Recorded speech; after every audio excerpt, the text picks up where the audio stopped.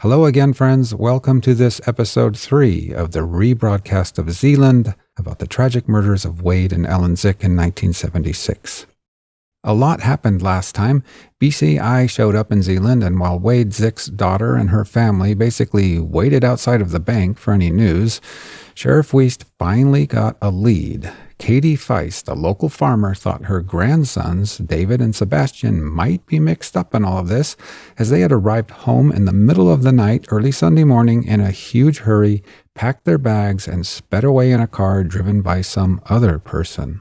And there was that other local farmer named Huber who called the state police to let them know that his son Greg was missing, his car was missing, and a shotgun was missing from the home. So as the sun was setting, BCI agents drove out to the Huber home and talked to another teenager in the Huber family, the brother of the missing Greg. This brother told law enforcement that Greg and 2 other kids named David and Sebastian Feist had been talking a lot lately about robbing a bank.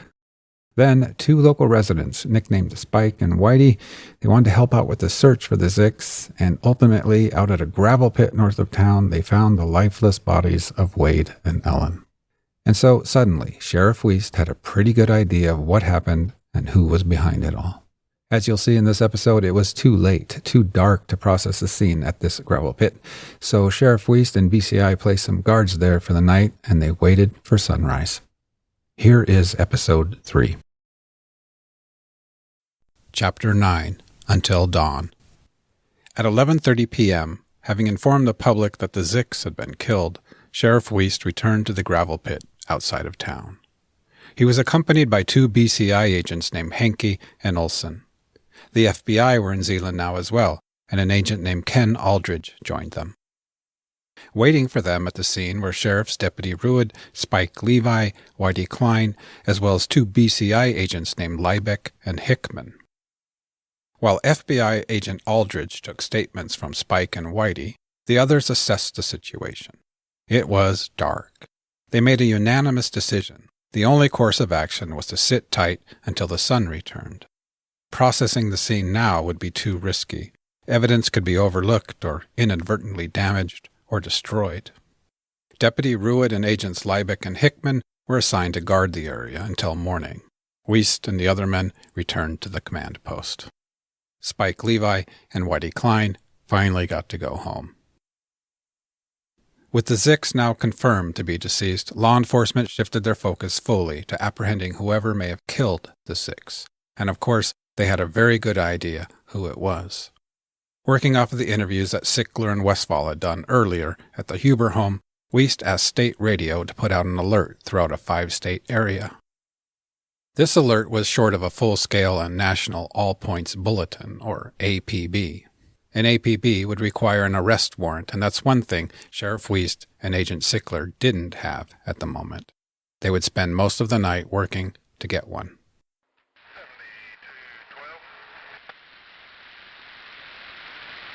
24 westbound into 178. In Casper, Wyoming, Natrona County Sheriff Deputy Robinette had returned home from his shift. Like other cops, Robinette often listened to police radio while off duty. At 1:40 a.m., he sat drinking a beverage when the following bulletin was broadcast. Attention, be on the lookout for 3 men driving a 1968 4-door Chevrolet with North Dakota license 26-636.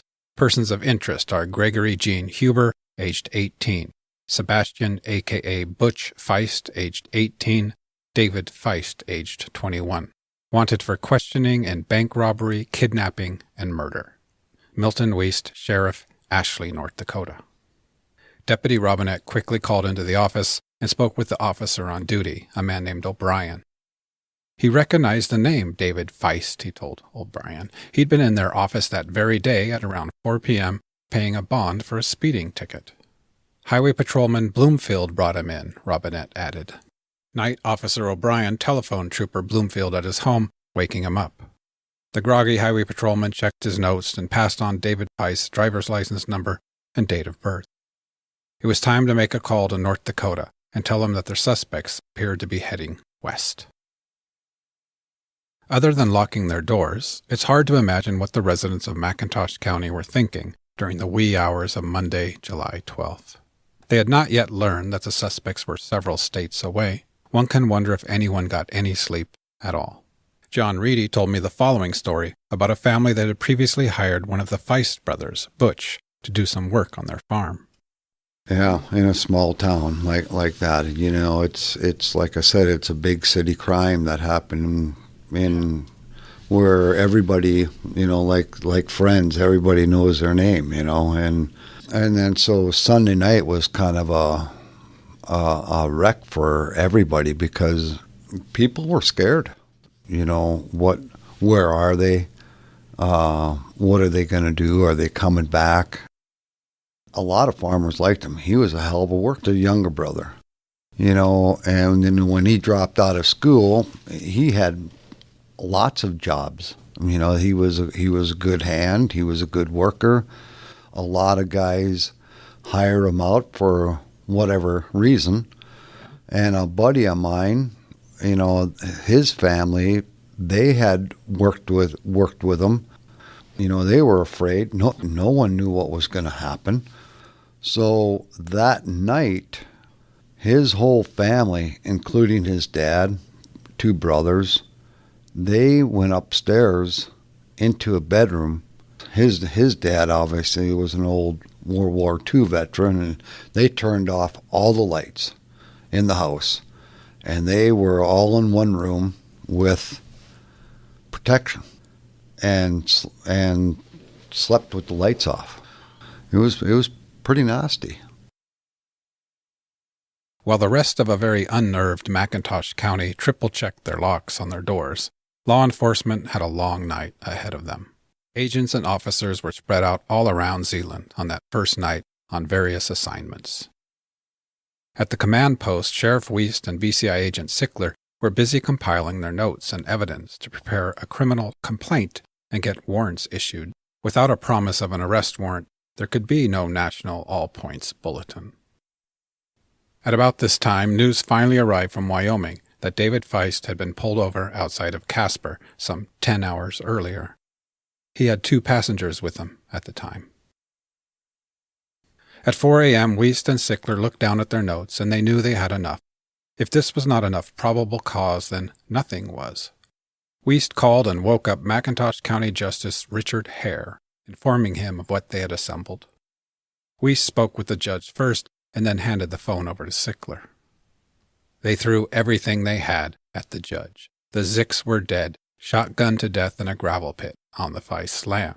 The Feist brothers and Greg Huber left in a hurry in the middle of the night with guns, and people had overheard the boys talking about robbing people and leaving them in Alex's pit. Judge Hare listened quietly and considered the evidence the men had gathered. "Okay," he said. "Go ahead with the complaint. We can meet in the morning." Sickler hung up the phone and gave Wiest a thumbs up. Just a few moments later, about 24 hours after Wade and Ellen died, an APB went out across the United States. 8 miles west of Zeeland, Agent Westfall was sitting in a vehicle with another agent named Dick Olson. They were parked in the driveway at Edwin Huber's home, and there they would sit until morning, watching the house and the yard. Edwin Huber came out of his house at 3 a.m. to talk momentarily with them. Apparently nobody was getting any sleep inside the Huber home. At the gravel pit, things were quiet and sullen. Half covered in tin and metal, the bodies of Wade and Ellen lay lifeless and partially exposed under the stars. Sheriff Deputy Ruid and Agents Liebeck and Hickman guarded the scene solemnly. They had been there alone since 11:30, and there they would stay until daylight. And exactly 1/2 mile away to the east, BCI agents Merle Hankey and Dale Remus were at Katie Feist's farmstead, where they too had been assigned to provide security. While there, they learned more about the Feist boys. Hankey and Remus probed Alex Feist, son of Katie Feist and uncle of 2 of the suspects. This is from their report. Mr. Alex Feist advised the officers of the following information. That 2 of his nephews, namely Sebastian Butch Feist, aged approximately 18, has been living at their residence since the fall of 1975, when they came there from California. He stated that Butch entered the school at Zeeland for a short period of time before being expelled. He stated that he has been somewhat troublesome to him, and in the morning hours of July 11th, at approximately 3:40 to 4 a.m., he came back to the residence, stayed for approximately 5 minutes, and departed with his clothing and has not been seen since. Mr. Alex Feist also advised the investigators that a second nephew by the name of David Feist, aged approximately 22, has been staying at the residence possibly since March or April. Alex Feist further stated that David has been working on the farm and at times for another farmer, but he's not been overly active in the farming activities at his place, but rather has been gone to a town in South Dakota for the purpose of seeing a girlfriend quite often. Alex Feist further stated that neither one of them had a car, so evidently they were with the third suspect, whom he thought might be Gregory Huber, a friend with whom they associate. He stated that besides the clothing that was taken, they also took along a 20-gauge single-shot shotgun, serial number, and brand name unknown. Alex also states that during the fall of 1975, the Feist brothers stole 1 box of shotgun shells from Alex. During the past month, David Feist has spent most of his time in Selby, South Dakota, where he was employed by the co-op as a truck driver. Sebastian Feist stayed with Alex at Alex's farm. When asked about other habits of David and Sebastian, Alex stated that David drank lots of beer, and in most cases Michelob brand, and smoked Camel filter cigarettes, and Sebastian drank mostly Pepsi and Squirt, and smoked Cool brand cigarettes. Agents Hankey and Remus also had a chance to talk to Katie Feist, the boys' grandmother. Mrs. Feist added the following. The boys came home at approximately 4 a.m. She recalls that it was moonlit and partial daylight. She stated that Sebastian must have had all of his clothes packed ahead of time, as they were in the house for less than 5 minutes. She stated that Sebastian came into her bedroom and said, "Grandma, I want to kiss you," and then Mrs. Feist stated that he did, and she kissed him back. Mrs. Feist further reported that on last Thursday or Friday, namely July 8th or July 9th, that she lost $450 in $50 bills from her billfold, which is located in her bedroom at her residence, and she believes that it was taken by Sebastian Butch Feist. Further information supplied by Mrs. Feist is that David was in the penitentiary while in the Army, and when he got out of the Army, he was in the penitentiary in California and also had to pay a $1,000 fine. Finally, agents Hankey and Remus learned of a heartbreaking detail. Apparently, Sebastian Feist had recently lost or discarded his Social Security card. He needed a new one. And who do you think he turned to for help? The city auditor, Wade Zick. At the Feist home, the agents retrieved an envelope from the Social Security Administration. It was addressed to Sebastian Feist, care of Wade Zick, city auditor, Zeeland, North Dakota. Chapter 10. Z is for Zick.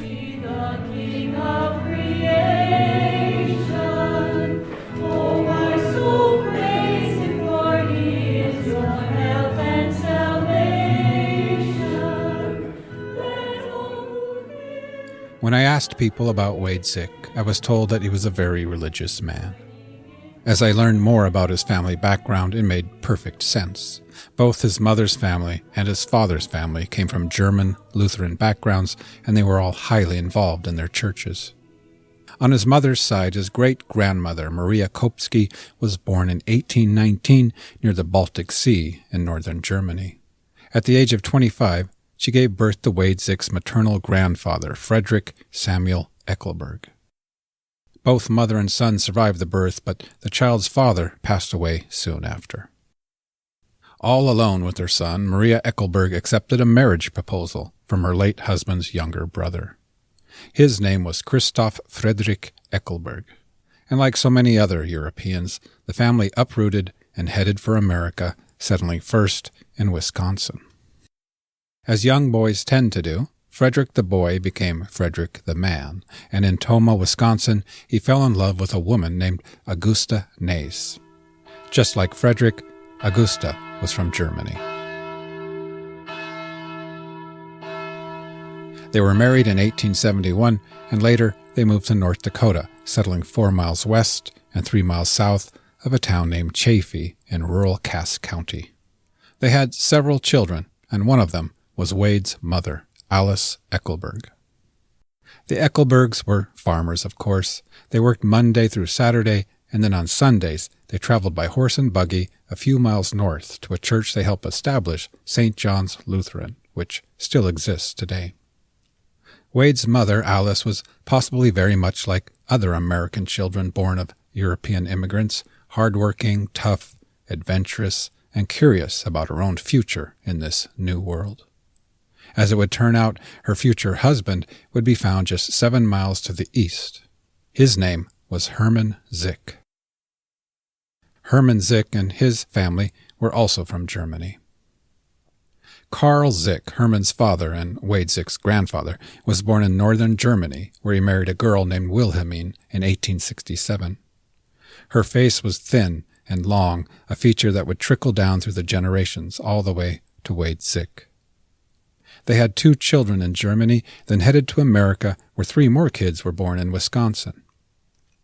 By 1880, the family was in North Dakota, also in rural Cass County, about 4 miles south of the town of Chaffee. The Zicks were deeply religious, and Wade's grandfather, Carl, is listed as one of the founders and charter members of St. Peter's Lutheran Church, which was built 3 miles from their home. Also built there was a parish schoolhouse named the German School. Karl Zick donated both lumber and labor to the construction. Wade's father, Herman Zick, was born in 1882, the 6th of 7 children, and the youngest of 4 sons. Considering their common backgrounds and Lutheran upbringings and that they grew up within 10 miles of one another, it's no wonder that Wade's parents found each other sooner or later. Alice Eckelberg and Herman Zick were both 25 years old when they married in 1908. Their son, Wade Zick, was born 2 years later. 2 years after that, Wade's sister Dorothy joined them.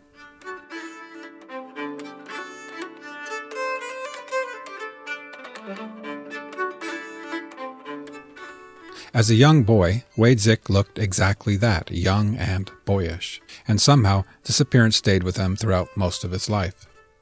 He had his grandmother's narrow face, and with slightly protruding ears, a sharp nose, and full lips, there was something almost soft about Wade's appearance, even as a grown man. Wade's father and his uncles were farmers, and they all lived on nearby sections of land in Watson Township near Chaffee. Wade grew up in a place where just a short, dusty walk away he could visit grandparents and cousins, uncles, and aunts. On Sundays they met at St. Peter's Church, where sermons were conducted in the German language.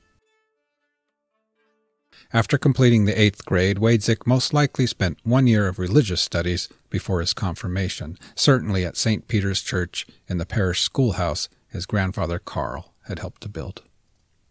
Sadly, it was around this time that Wade's mother, Alice, died. She was only 42. Wade's maternal grandparents, Frederick and Augusta Eckelberg, had long since retired and moved to Minneapolis. In fact, Grandpa Frederick died when Wade was only 9. Perhaps this is why, after his mother passed away, Wade is suddenly in Minneapolis, Minnesota, attending high school. He was likely sent there to live with Grandma Augusta, who lived on Lake Street, 2 blocks north of a school named South High.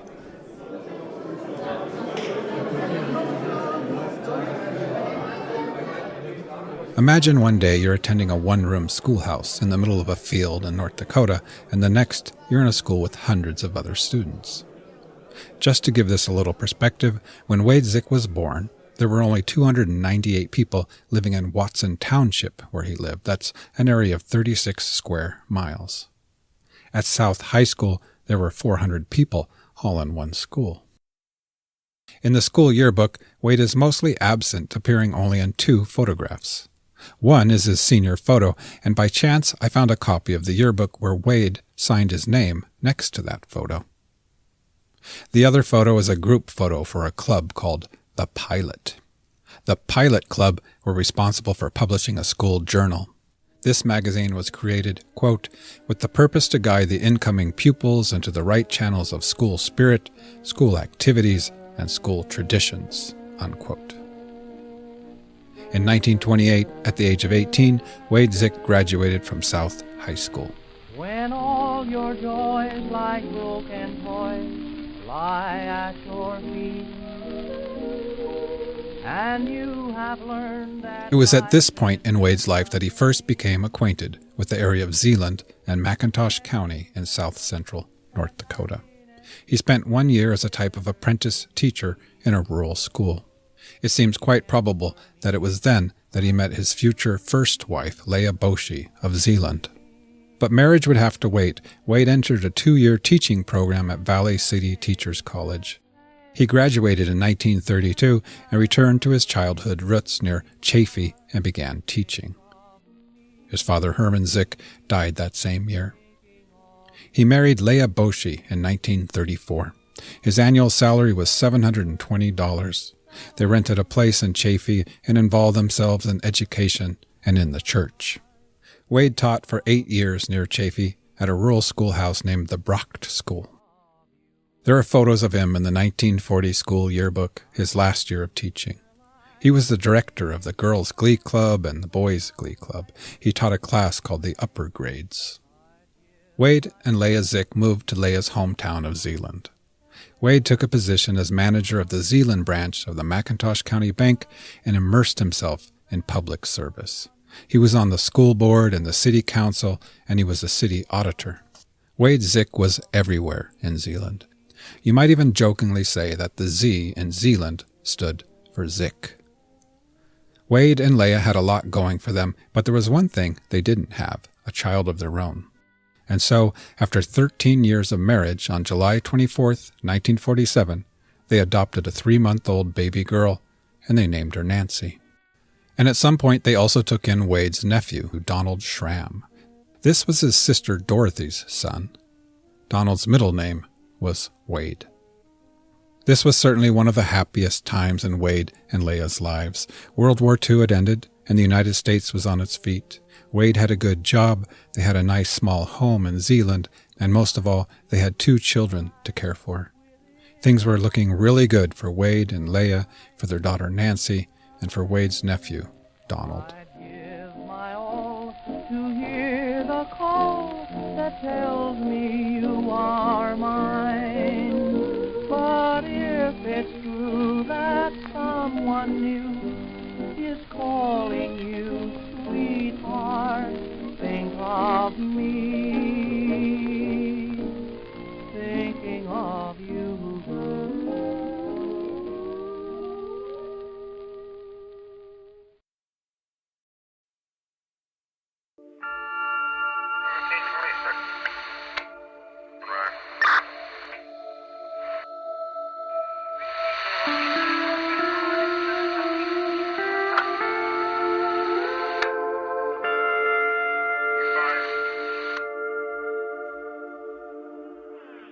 Chapter 11, First Daylight.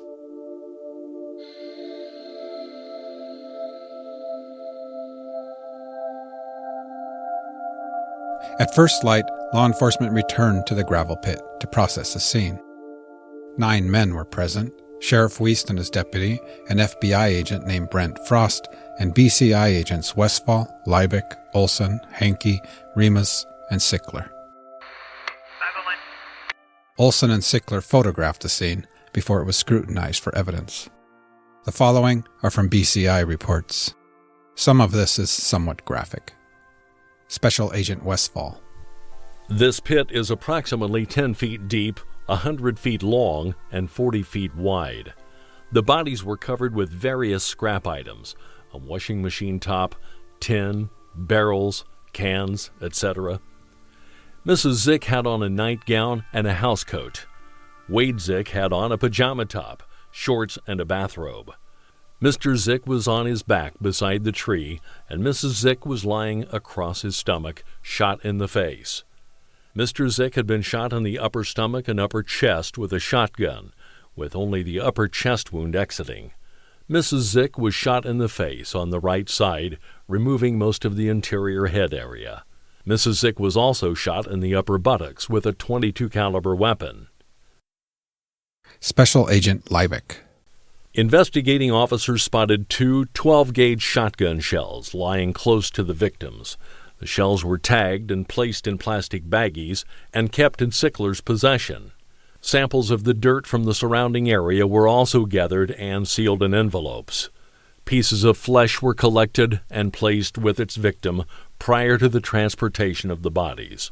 One large piece of sheet metal was found lying next to the female victim, and a crated footprint was also noted on this piece of evidence, so it was tagged and collected. The investigators worked slowly and methodically. They rarely spoke, but when they did, their words were crafted in short and blunt sentences. Get a shot of this, more blood here, see these tire tracks. That's the thing about the remnants of a vicious murder. One of the few sounds that can turn even grown men speechless is the dead silence of the dead. By 8 a.m., the scene was thoroughly processed and the bodies were turned over to the county coroner. There remained just one somber deed before the bodies could be taken away. When a local pastor was asked to identify the bodies, he felt he just couldn't do it, and so they asked Don Wald instead, Wade and Ellen's son-in-law. This is Don Wald. The FBI had gone to the minister to, and this is the hard part, but gone to the minister to go out and identify the bodies. Well, he wouldn't do it. He said he can't. He could not do it. So the FBI agent came over and he said, so now you know what I'm going to ask of you. Yeah, I guess. So we went out to I always called it as a rock pile, a junk pile type thing. And had they load the bodies up into the car already? Yeah, they had them in what wasn't like a hearse or anything, it was like a station wagon. They were had both bodies in there. So they hopefully kind of helped cover some of the... With Wade, he was like he was sleeping. Had his glasses on. With Ellen, though, she had been shot in the face. And there's nothing you could do. And even as far as identifying the body, the only thing I recognized was her silver hair. She had her hair done that Saturday. And was her beautiful silver hair. And the rest was just... and I've told people that if I was an artist, if I could do it, there are times I close my eyes and I could paint a very vivid picture of what I saw.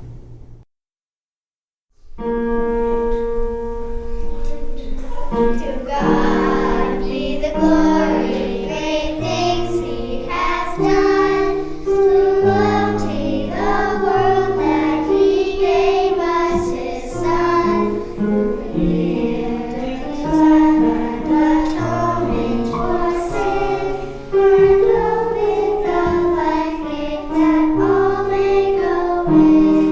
Praise the Lord, praise the Lord. You're listening to Dakota Spotlight Season 2, Zeeland, the untold story of Wade and Ellen Zick, their lives and their tragic murders in 1976. My name is James Woolner.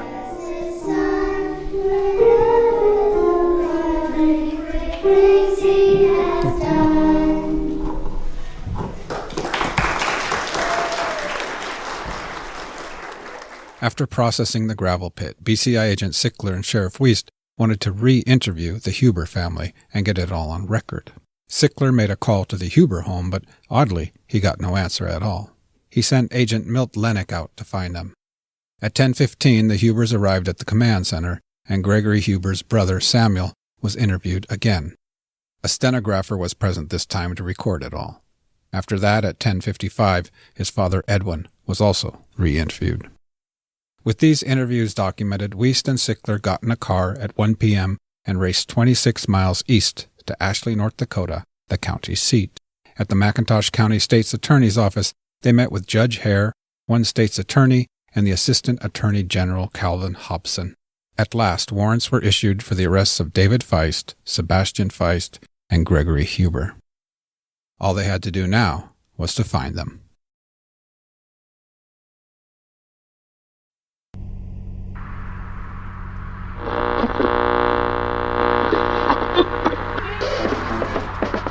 Q100. Oh, I heard it through the grapevine. Chapter 12, Hitchhiker. Made that new wine all by yourself, did you? Help, Great-looking hair. Clairol's Sunshine Harvest Shampoo. Clairol makes it in 6 sensational scents. Sunshine Harvest Shampoo. U100 Elton John and Kiki D, don't go breaking my heart. I would like to remind you the bus rodeo is still going on. It's in the south side of the parking lot at Nets.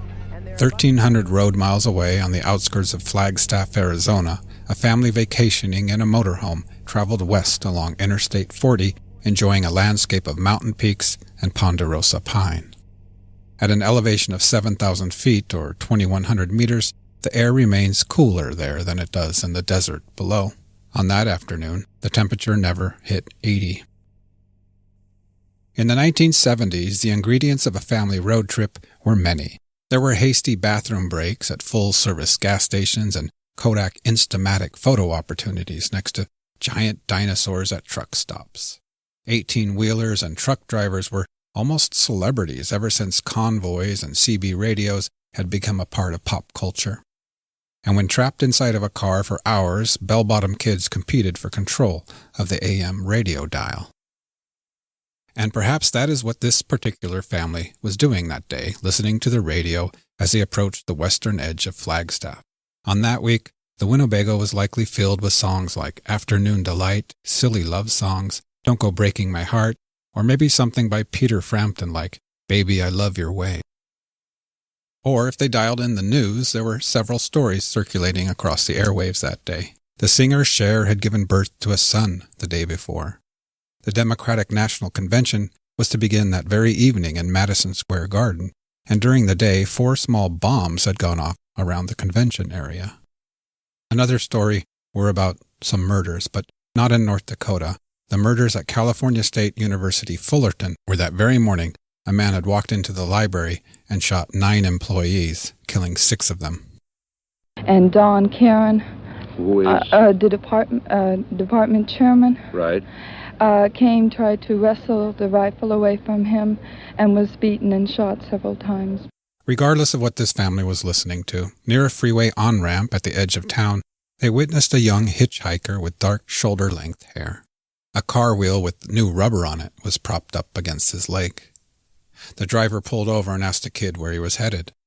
"Just 20 miles in this direction," the young man said with a smile. "We got a flat and I had to hitchhike back to town to get a new tire."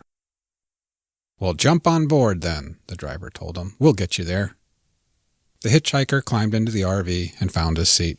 "Thanks, everyone," he said. "I'm Dave." The RV hummed down the highway for about 15 minutes until quite suddenly, straight up ahead, the driver saw what he thought was a flare screeching up into the sky. He slowed down some and said, "There must be an accident up ahead." The young passenger, Dave, said, "Well, this is my stop. I can jump out here then. Thanks again for the ride." As they grew closer, it became clear to the driver that it was not an accident at all. Just ahead, 2 blonde teenage boys stooped over something in the middle of the highway. While waiting on David Feist to return, Gregory Huber and Sebastian Feist had somehow found the time to leisurely shoot bottle rockets into the sky from right in the middle of the highway. Somehow, that seemed to be a good idea to them at the time. The RV pulled into the dust of the shoulder, and David Feist lugged his car wheel out of the door. I got a good heart, I got a bad hand, I got a... As the big RV slowly pulled away onto the highway, the 3 young men stood and waved. And it begs a question, doesn't it?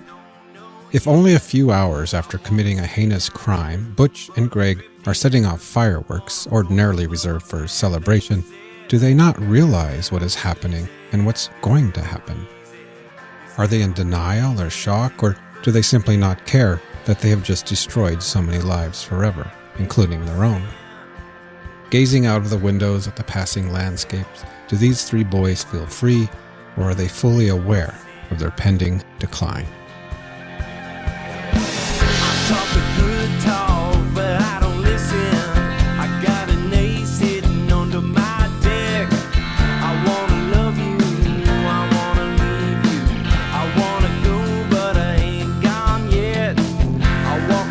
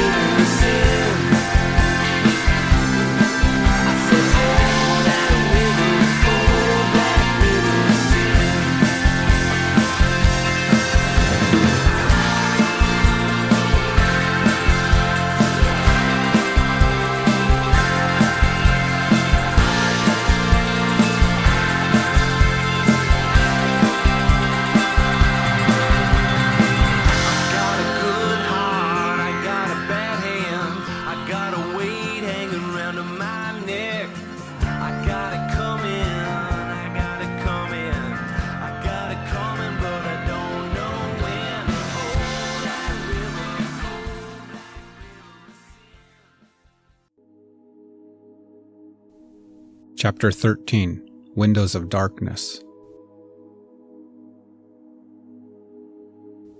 By late Monday afternoon, most law enforcement agents had left Zeeland. Some were relieved of their assignments, while others still had work to do. Agent Westfall was one of them. He went to Bismarck to assist with the autopsies of Wade and Ellen Zick. There they took fingernail scrapings from Wade and Ellen.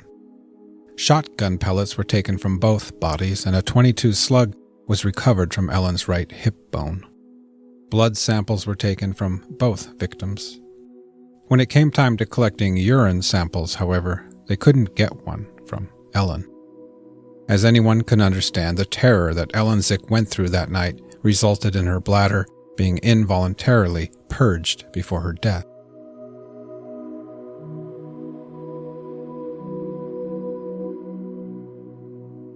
On Monday evening, Zeeland let out a collective sigh of relief when they received word that the 3 suspects had been spotted in California.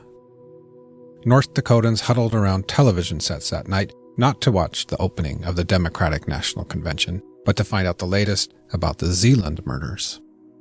One person who was there and who remembers these moments is Mike Wald. Mike is Wade and Ellen's grandson, and he was 9 years old that weekend. He remembers his family getting the call in Bismarck, remembers his distraught mother and concerned father loading the family into the car and tearing off towards Zeeland. When this incident happened, we stayed at a relative's house of ours, Ben and Ebby Wald, and that was kind of like our headquarters, the family, throughout the time we were down there. The nights that we stayed there were a lot of people in the house that were staying there, and we the family, my dad, mom, and my sister and I, we stayed in the same bedroom. But I remember the window to the bedroom and not knowing, and being a kid, that, that was someone going to come in? Is someone going to come back? Is someone going to do something to us? And just being in the house and the news broadcasts and seeing it on TV, and the room would get quiet, then somebody would, break down. And then again, as kids, we didn't ask. We knew, or I knew, it wasn't good.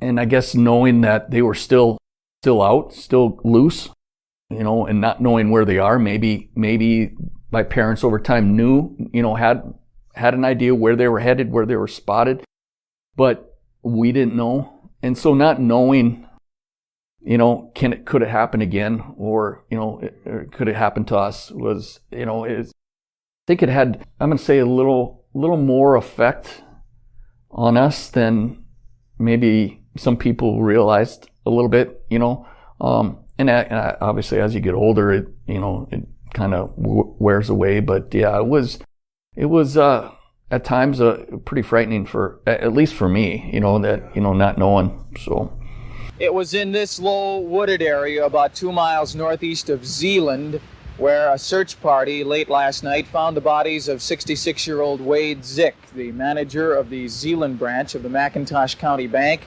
and his 65-year-old wife Ellen. The 2 bodies were found against that tree over there, with all of the debris in the foreground laying on top of them. Authorities theorize the 2 were murdered in connection with an extortion attempt to get money from the McIntosh County Bank. Mr. Zick had been manager of the bank for 35 years. On Sunday morning, friends were concerned when Mr. Zick did not appear at the Zion Lutheran Church, where he was the choir organist. The FBI theorizes the Zicks were awakened at home late Saturday night or early Sunday morning and forced to go to the bank. About $3,000 has been found missing from the bank. The FBI says the Zicks were then shotgunned to death in their pajamas. 3 Zeeland men are being sought. They are 22-year-old David Anthony Feist and his 18-year-old brother Sebastian, better known as Butch, and another 18-year-old whose picture appears with 1976 graduates of Zeeland High School, Gregory Huber. The 3 were seen yesterday before APBs were put out by authorities in Casper, Wyoming. The other voice you're about to hear is McIntosh County Sheriff Milton Wiest. And tell me what this does to a community like Zeeland in this McIntosh County area. Well, it's quite a blow to a community as such as this, something that people read about and think it happens elsewhere, and it's quite a blow to find out when it happens in their own backyard. The banker, an upstanding member of the community. Very well liked man in the community, yes.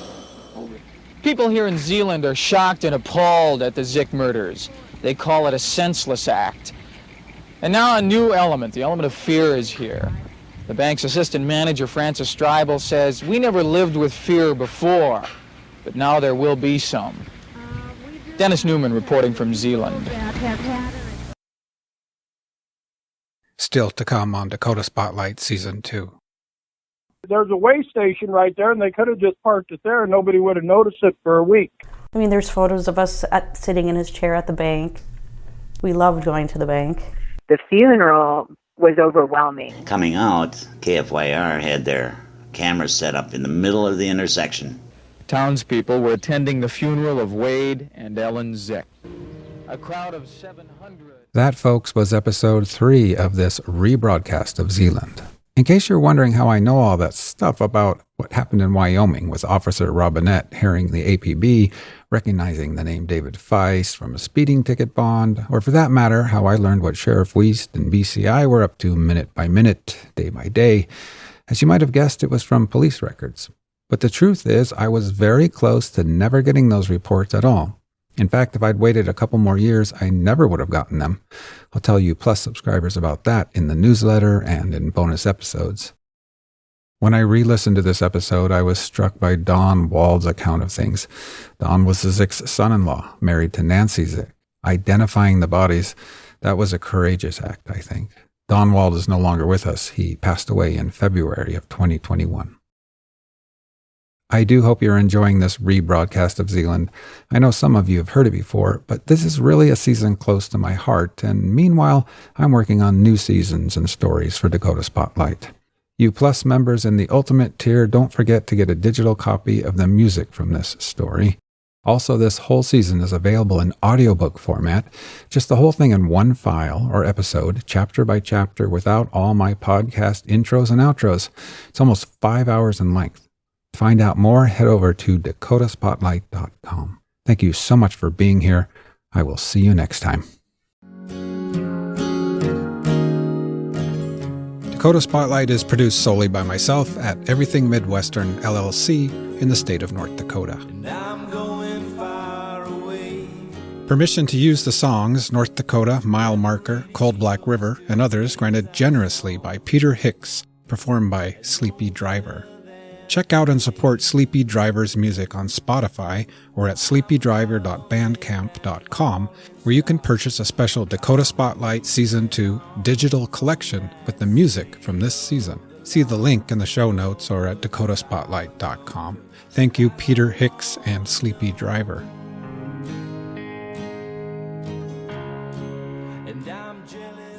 To God Be the Glory, sung by the Sunday school children at St. Peter's Church, Chaffee, North Dakota, 3 miles from Wade Zick's childhood home.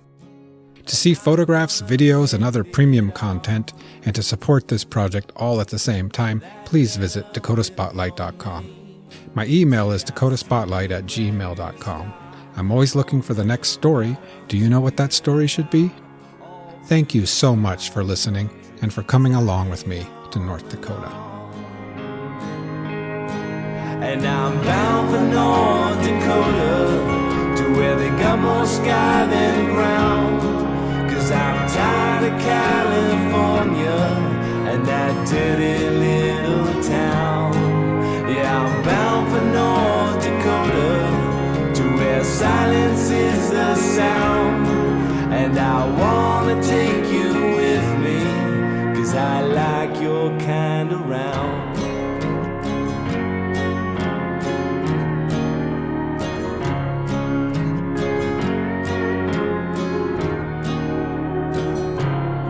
And I'm sleeping in my car,